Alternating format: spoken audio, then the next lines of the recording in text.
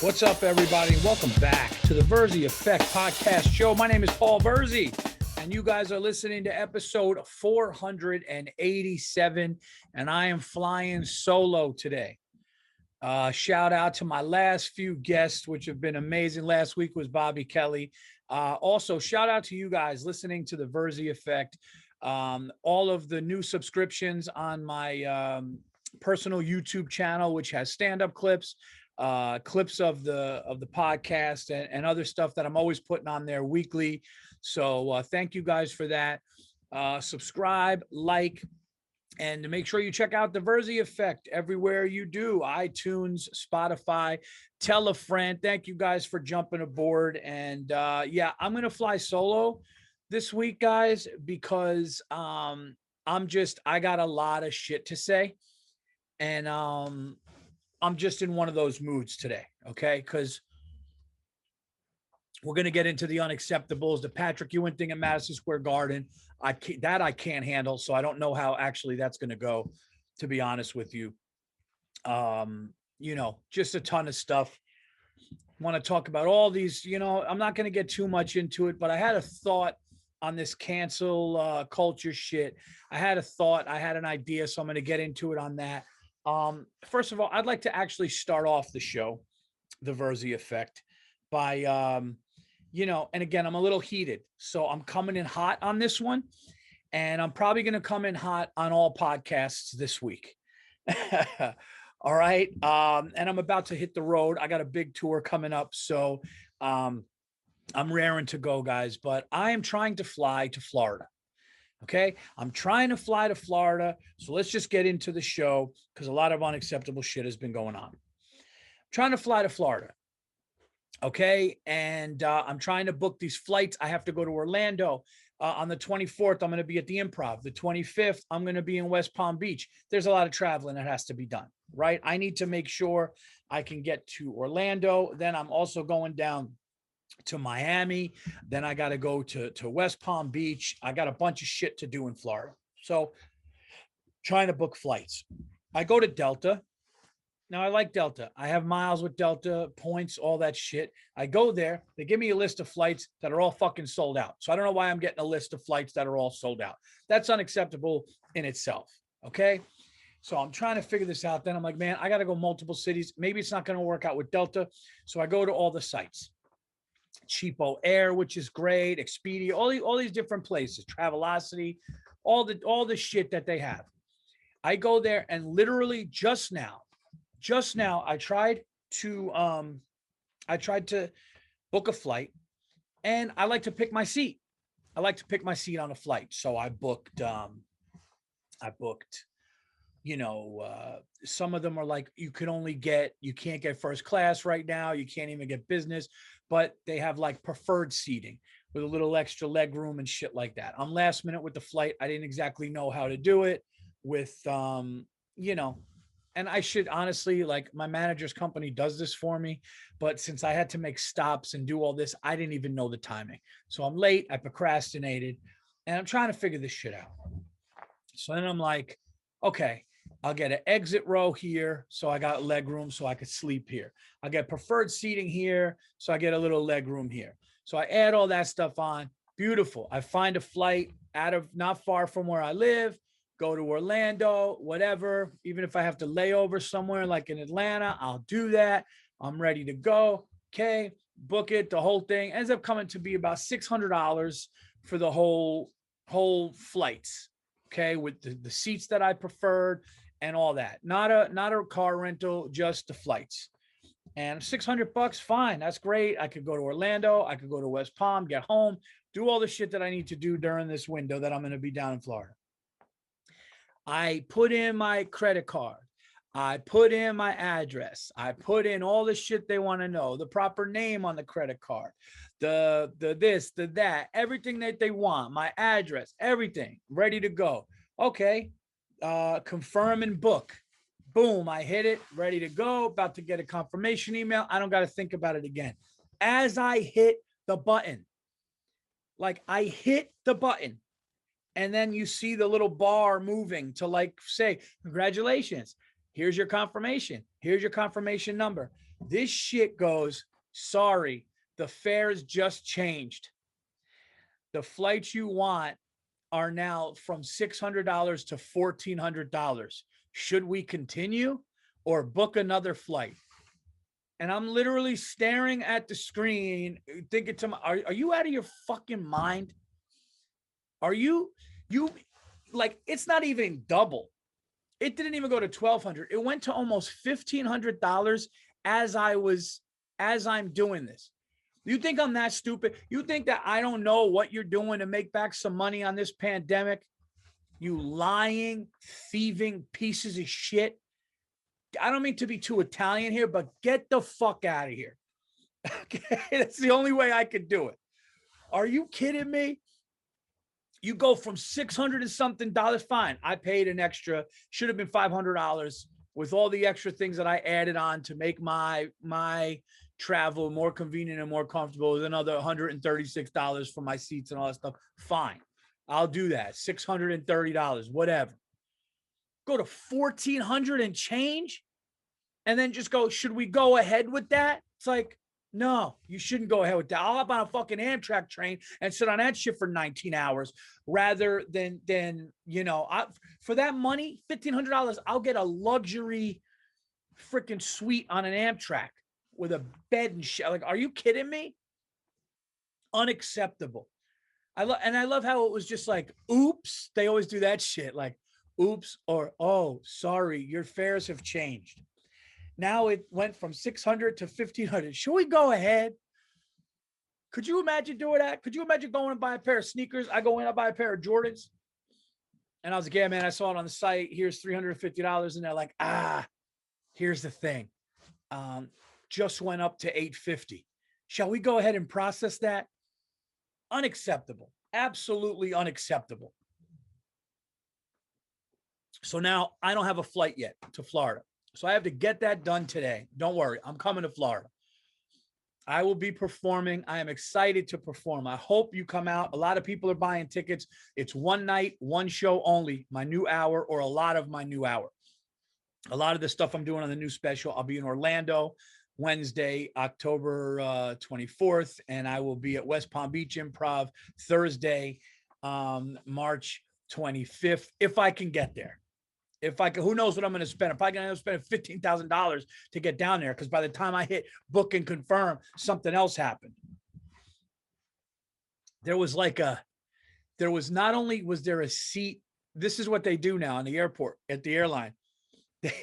When you change your seat, there's obviously a fee to change, but then there's a fee that you went to change it. So it's like the upgraded and then, a fee that you did change from what we were going to do. I mean, these people are hitting you every which possible way they could hit you. But at least Delta's got the common courtesy and the common decency to keep the middle lane, the middle aisle still blocked out because of COVID. Because apparently now there's another thing of COVID coming. Okay. And do you think American Airlines gives a shit, or United? No. Okay, they'll have you sit on somebody's fucking lap that's got Ebola. They do not give a shit. All right, now, this next little piece is not going to be so calm, okay? This next little piece is not going to be so calm, guys. I really don't want to come into the Virzi effects always hot like this, okay? By the way, I want to thank all of the new listeners for the Virzi effect. I want to thank people that there's a bunch of new people who were listening to the Anything Better podcast with myself and my buddy Bill Burr. That show is doing fantastic. Thank you guys for the nice comments. And especially thank you to people that listen to Anything Better and then now have jumped onto the Virzi effect to hear me either with my guests or ranting about the shit that I rant about and talk about and get to know me. So I appreciate that. And I appreciate all the new subscriptions on the YouTube channel too.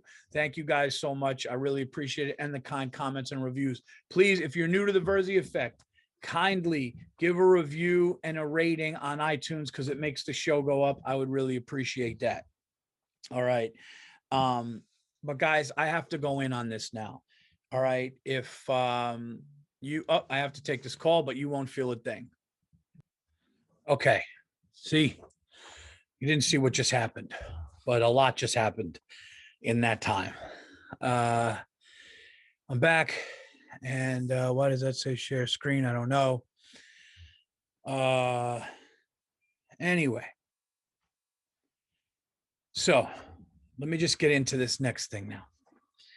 Now, I'm going to talk about this. I'm sure we're going to talk about this on the Anything Better podcast because we do talk about sports on that show.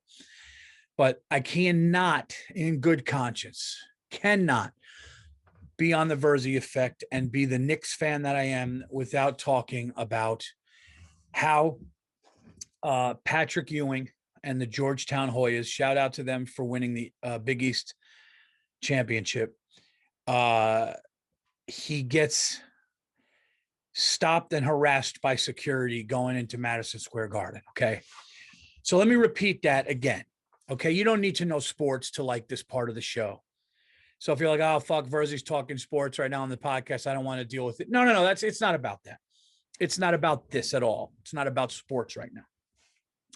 What this is about is that Patrick fucking Ewing, okay, one of the top 50 greatest basketball players of all time who carried that building on his back, Patrick Ewing at Madison Square Garden of the New York Knicks was one of the biggest fixtures in this city. Okay. Number 33 is up, retired in the Raptors up there. Okay.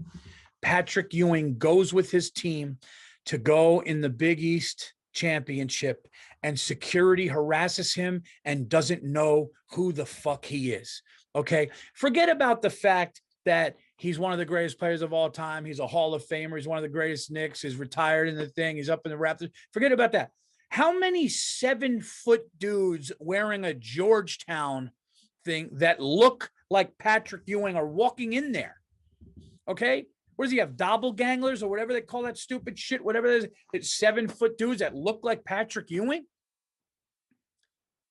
He's 7 feet tall, and everybody knows what Patrick Ewing looks like. What are you doing? What are you talking about? How many guys look like Michael Jordan that are 6'6", walking into where Chicago plays? Would they know him? Absolutely unacceptable. James Dolan, I was never one of these people to jump on and say it's the owner, it's the owner, it's the owner. How are you employing people? When you get employed at Madison Square Garden, when you work at the fucking venue, part of their training should be them sitting down, watching a highlight reel of everything Patrick Ewing and the great Knicks did, along with Muhammad Ali and along with all the other spectacular fucking spectacles that have been there, like the Big East Championship, this tournament, that tournament, all that stuff. Everything big that's happened at Madison Square Garden, from Ali Frazier to the Knicks to Billy Joel's concert to Elton John's concert, every fucking thing should be there, and every employee's got to watch. I don't care if you're selling hot dogs or you're mopping up the fucking bathroom, cleaning shit off the toilet. I don't care what you do. You need to know who these people are. It's unacceptable that, I mean, what's next? Seriously, what's next? Are they going to fucking beat the shit out of Bernard King next time he walks in the garden? What is going on?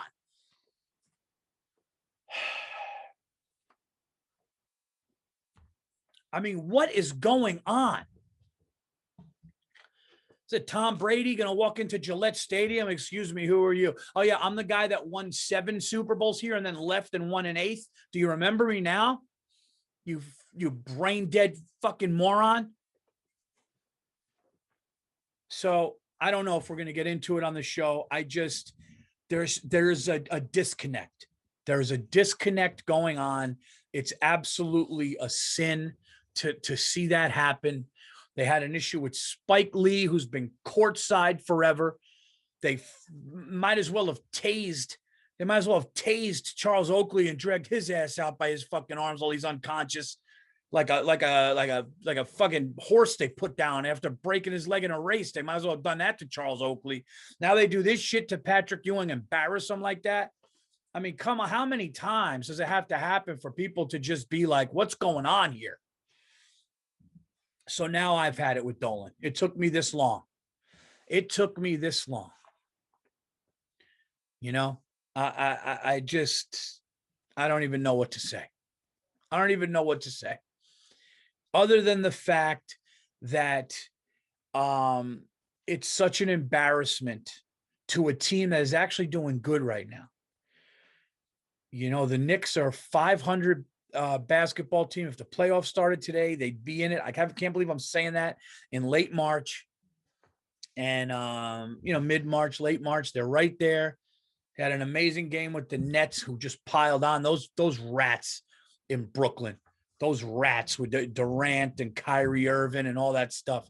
We scrapped with them and we got screwed on a call. We could have beat those rats in that fucking shitty Barclays Center. Brooklyn sucks. Brooklyn sucks. A bunch of fakes. All right, guys. I'm just going to keep this energy going. You know, it's not a positive show. Listen, it's not a negative show. It's not like a really dark show. But I'm just not like it's one of those shows that I just can't handle things that are going on. So that's it. So now let's get into cancel culture for a second. Not cancel culture, but I was thinking about this, about my business. Okay, I was thinking about this, about show business and what you guys see. Okay, with all this stuff. And what I was thinking was, I feel like today in show business, everybody that should be in a writer's room that you should not see, that does not have star power or star quality, okay, that does not have charm or charisma, all of those people are being put in front of the cameras. All of the people that should come up with some ideas, have clever thoughts, and write, now the doors are open. There's a reason why people used to just be in the fucking writer's room for hours. Okay, there is, because that's what they did. And there's nothing wrong with that. People got jobs, but I'm not seeing, you know, much of a star come out of the writer's room. A couple times. But now it's just this, you know, non-charismatic, non-star, no charisma, you know, fucking person that shouldn't be there. And it's just, it's really the same thing that with what's going on with people that hide behind a keyboard and people that now have a voice because they can. You know, me and Robert Kelly, shout out to Bobby Kelly, dear friend of mine. Me and Bobby were just talking on Calton Kelly on his Patreon show about how, you know, what it is you can just now, like, you can be a FedEx driver, or you could be a butcher, or work at a fucking supermarket and have a family and all that stuff, and then just go on the computer and want to talk shit to a performer, want to try to get somebody in trouble because you're jealous because of your own shit or whatever's going on with you. And you can just go and do that. And now you have the platform. And I feel like that's kind of what is going on in show business a little bit. I feel like it's just an absolute free for all. And listen, God willing, anybody that is good enough to write something and perform and act and do all those things and put their own stuff out, great. I'm not talking about that. I'm just saying that we're in a time now in show business where people that normally don't have that, you know, thing where you go, oh man, like that person should star in something, can now go and star in something. And good on them. And if they're good at, you know, they're good in it, great. I'm just saying that is kind of a correlation to what's going on with people with opinions and people who try to get people canceled. Everybody has a voice. Everybody can do everything, even when they shouldn't. Because you want to know the truth, the true fact and the truth. This is the truth. All people are created equal, but they're not evolved equally. Okay? Yes, we're all born as babies.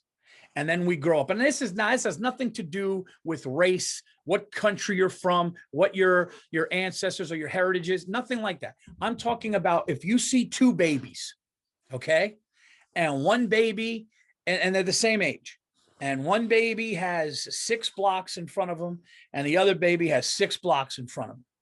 And one baby's chewing on it, looking at it, throwing up on it, throwing it, crying.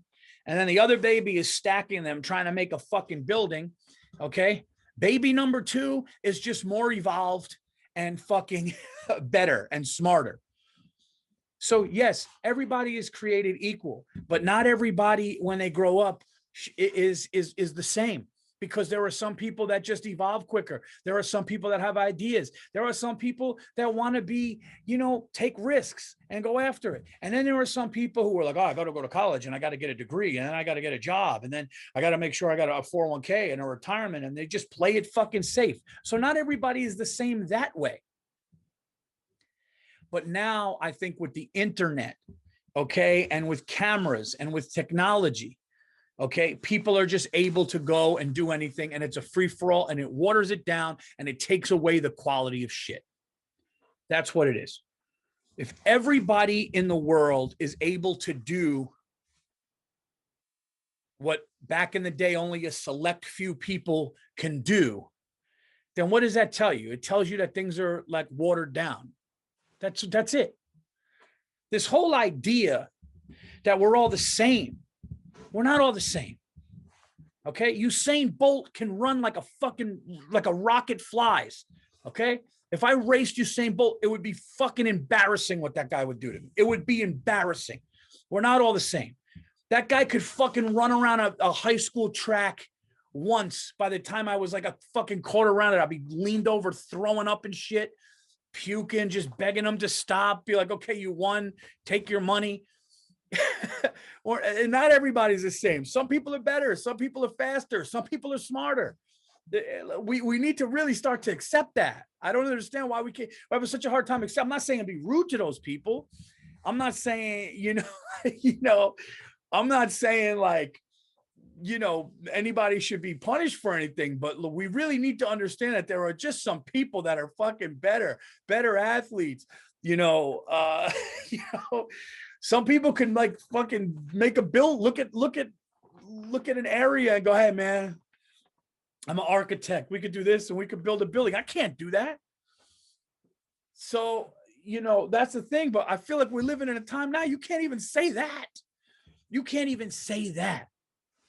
People like, that's horrible though. But the people that like can't do that still are good people. Nobody's saying they're not good people, but they shouldn't be doing that. That's the point of this. They shouldn't be doing that. Okay. Not everybody should make the football team. There's a reason why there are reporters who talk about what these fucking unbelievable specimens and athletes are doing, and then people that are actually unbelievable specimens and athletes doing it. That's all I'm saying. And I actually feel like if we're not in the time yet, we're getting close to a time where people are going to be upset with you saying that. Okay. Like, listen, I was always an athletic kid.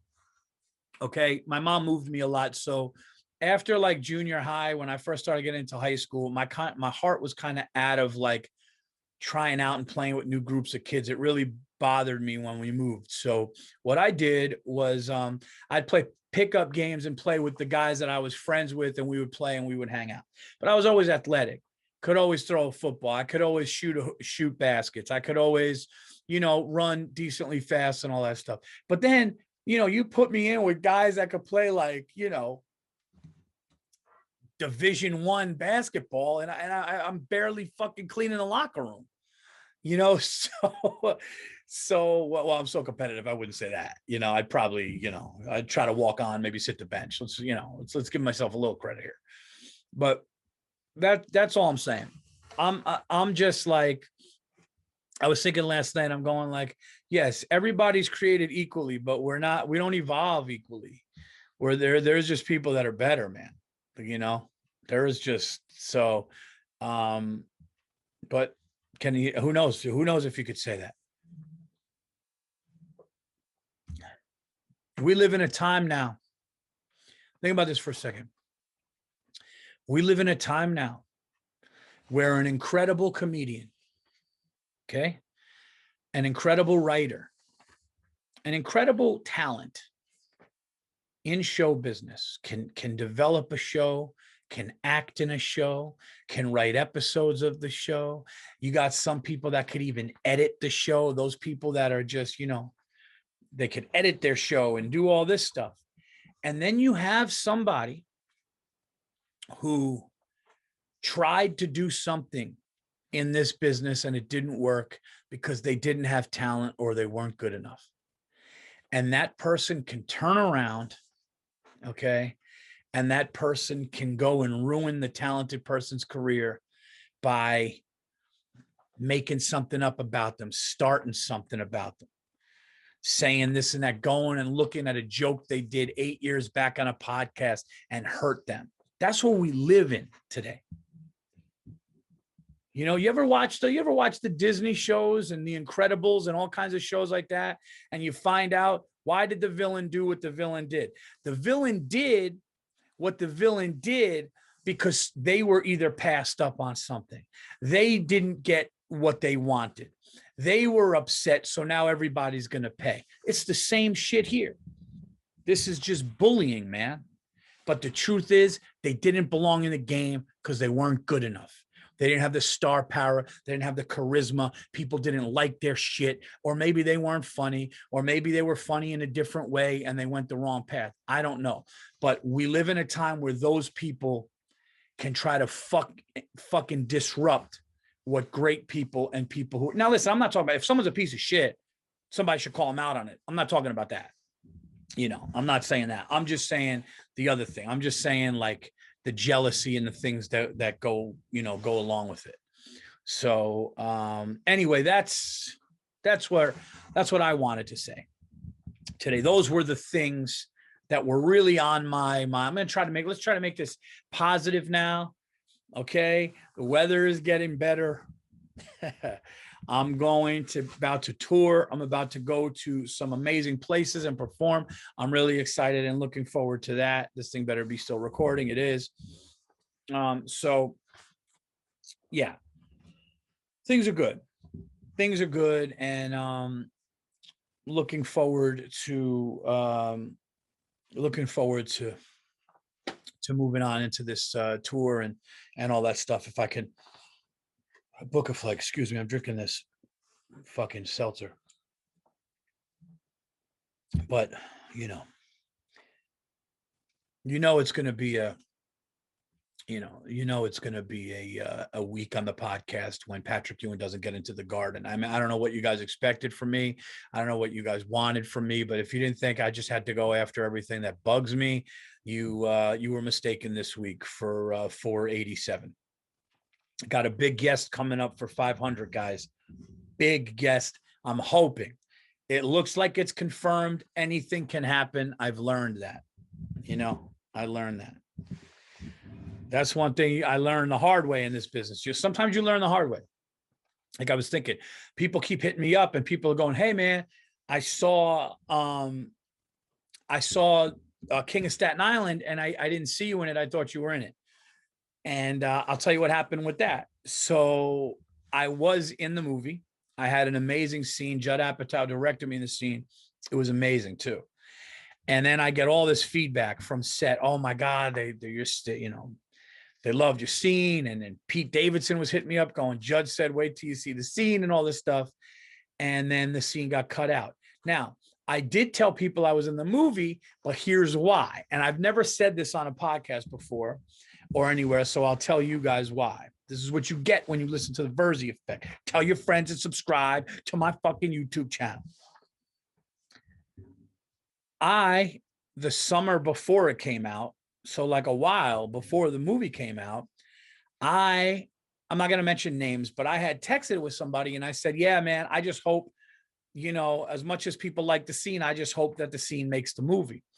And then somebody hits me up and they were like, "Of course, man, it's like based on your character dying and Pete's character. So of course, like it's definitely in." So I was kind of told that. And so then I was like, "Yeah, I mean, I guess I'm in it." And then sure enough, the story changed. And but that happens, and that happens even when somebody's like, you're definitely in it. It happens. It was a last minute thing. I love all those guys, but that's really, that's really what happened. But you gotta, you learn the hard way sometimes in this business. And so that's that story. But I am gonna be going to places that I've never been before, like Oklahoma City. And I appreciate people on here already buying tickets to my Oklahoma City shows, April 1 through 3. Where else am I going? I'm also performing for the first time since the South by Southwest Festival in like 2015. I will be going back to Austin, Texas. And I will be performing at Big Time Comedy at the Vulcan Gas Company. I believe that's June 11 and 12. Okay. So I got that coming up. I got all of the dates. I got Salt Lake City, 25th, 26th. Wise Guys Comedy Club in Utah. That's coming up. I got Boston in October, but we may be doing that a little sooner. Something might be coming up. We'll find out. We should have a lot of information next week. So for all my dates and all that stuff, go to paulvirzi.com. Thank you guys also too for like the the follows and all that stuff. This shit doesn't happen without you guys. That's the truth. All you guys that are liking my shit and sending these nice compliments and reviews and stuff. I really appreciate it, because the clubs don't get filled up without you. The podcasts don't get listened to without you. You guys are the ones that really kind of make this go and make this happen. So yeah, I mean, we're incredibly talented when we do this shit, and I'm kidding, but you guys are really, like, I gotta tell you, man, if I'm being honest right now and vulnerable, no, I feel like really lucky, man, to read the stuff you guys are saying on the YouTube. And listen, man, there's always, like I said, there's always going to be some haters on there saying some shit. Some people that don't like me, don't like what I do. And there has to be, because if everybody's liking what I do, then I'm doing something wrong. So even you haters out there, I mean, eat a dick. I could care less about you. I don't read your tweets. My producer goes through everything. So I'm just hearing the good stuff, and we ignore the bad stuff. So know that. But the people coming with the good stuff and the people saying the nice things about my channel and about what I'm doing. And I promise you guys one thing, man, this next special is the best stuff that I've ever done. And the material is the best. I've never been better on stage. And I can promise that this next hour, wherever it is, it will be able to be seen and streamed. And I'm excited to put it out. We're putting it out in 2021, and there's going to be a ton of new stand-up clips of me out there.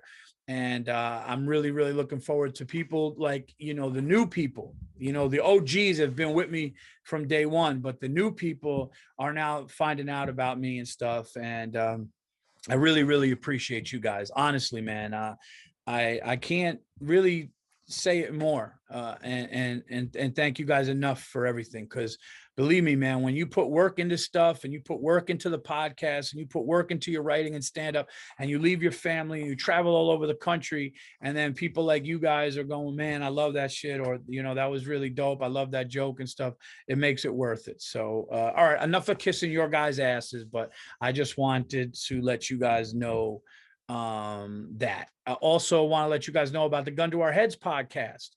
We're going to be putting a trailer out of everything. Gun to Our Heads is me and a guest, some of the funniest people in the world. We talk about things like me and Robbie Slowick, very funny comic. He used to write for Jon Stewart. He's got a great album out. Robbie and I, we did Would You Rather Be Cremated or Buried? Me and Big J. Okerson did Would You Rather Have a Baby Dick, like a diagnosed baby dick, or live under 5 feet tall the rest of your life?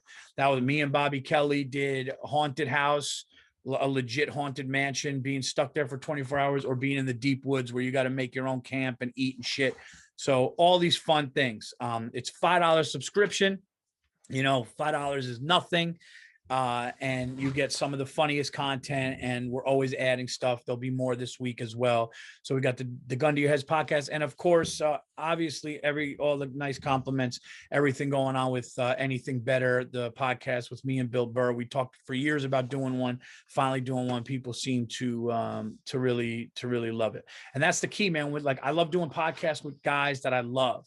You know, me and Burr have a chemistry. Me and Bobby Kelly have a chemistry. There's certain friends that you just sit there, and that's what makes a good show, because you're just talking to, you know, instead of like when like a show is set up and you're like, hey, man, I heard about you. All right, we're going to start now. Are you ready? So where are you from originally? What's going on? I don't like that shit. But I got to tell you guys something too, man. It's happening to me. I'm getting more, you know, I think for you guys that don't know my background, and my father's Sicilian and my mother is Greek. So I'm a Mediterranean kid, and it is coming more and more in my life.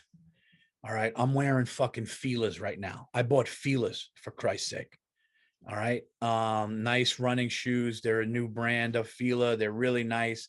But like, I was looking up rope chains last night. I'm looking at chains, Fila's, you know, cars with white leather. It's starting to get, yeah, I'm just turning into a really old Mediterranean man. I love sitting in diners alone. I love staring at like the dessert glass at a diner, even when I don't buy cake. I could just hang with a cup of coffee and sit there for hours reading the paper. I'm fully morphing into, and I got to tell you, it is glorious. Just accept whatever it is that just your soul wants. And that's it. I totally understand why my ancestors and Greeks came to this country to have diners. Being in a diner is a very peaceful, amazing thing. So it's all coming out. Fila's, diners, the Greek and Sicilian thing is just taking over, and I couldn't be more thrilled. And I hope to see a lot of you Greeks and Italians and everybody at the shows. So this has been the Virzi Effect Podcast, episode 487. Thank you guys so much. Subscribe to all of those podcasts that I just mentioned. Anything Better, Gun to Our Heads on Patreon, the Virzi Effect, of course, the YouTube channel, and all of my dates coming up are at paulvirzi.com. Ticket links are available right now. You can go and get them. And I cannot wait to see you guys at a show. Hopefully this COVID thing just goes away. People get vaccinated. And I think this shit is going to come back with the vengeance. So I'm looking forward to seeing you guys out there. Now I need to go book a fucking flight. Take care.